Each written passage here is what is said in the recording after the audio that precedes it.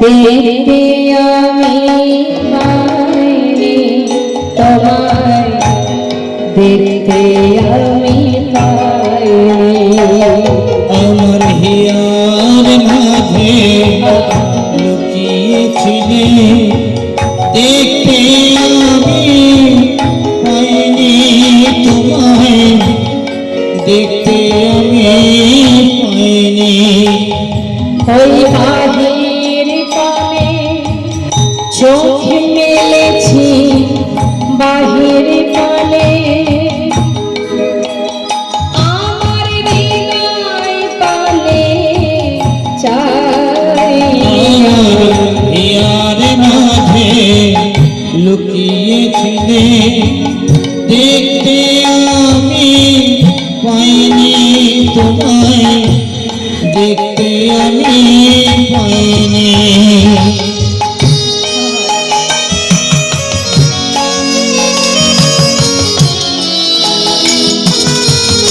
হরি বল, হরি বল।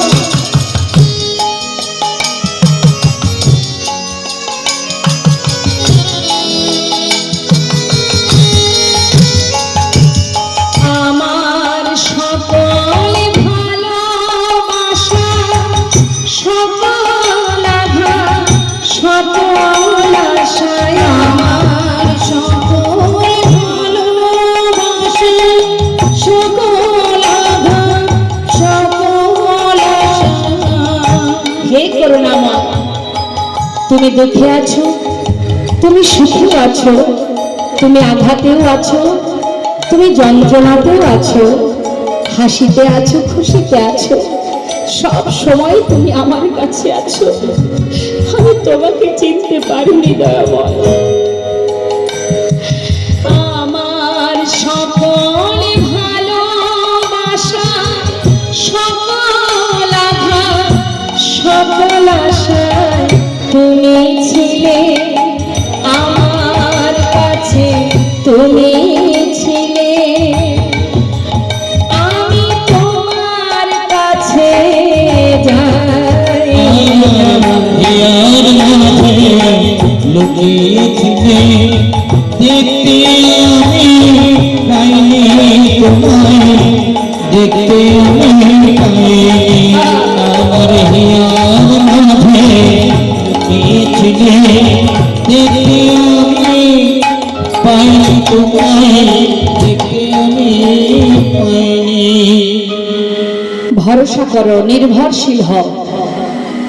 যাকে ভরসা করলে যে তোমার পাশ থেকে কোনোদিনই যাবে না, তাকেই তুমি ভরসা করো। আজ কি হলো মা, সেই ভগবানের 56 কোটি যদুবংশ, তার মধ্যে একটি ছেলে যার নাম শাম্ভ। যখন তারা পরিপূর্ণ যৌবন বয়স, এতটাই উদ্ধত্ত হলো, এতটাই দুষ্ট হলো যে গুরুজনকে সম্মান করে না, শ্রদ্ধা ভক্তি করে না।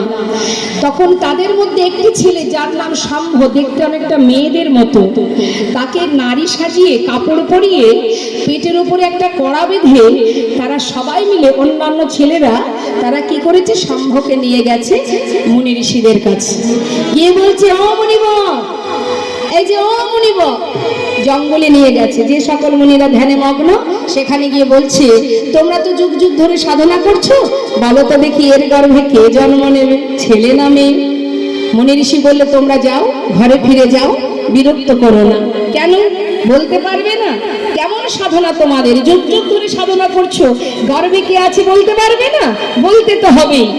বারবার যখন বিরক্ত করছে, তখন মুনি ঋষি বলে উঠলেন, তবে শুনে না, এর গর্ভে যে জন্ম নেবে সে তো জানে সবকিছু মা।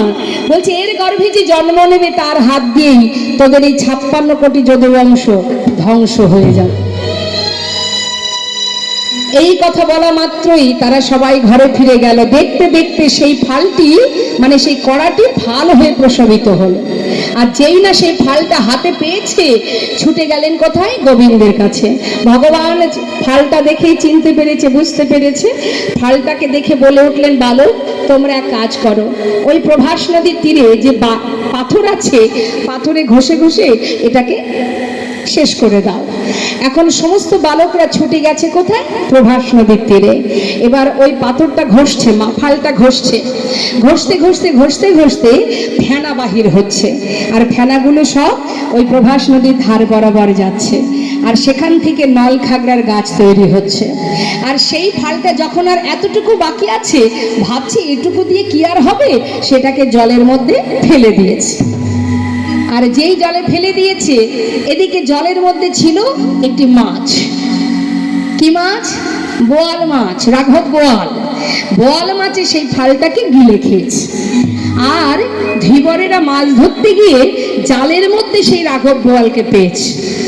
ঘরে এনে কর্তন করা মাত্রই পেটের ভিতর থেকে সেই ফালটা আবার বাইরে বেরিয়ে এসেছে।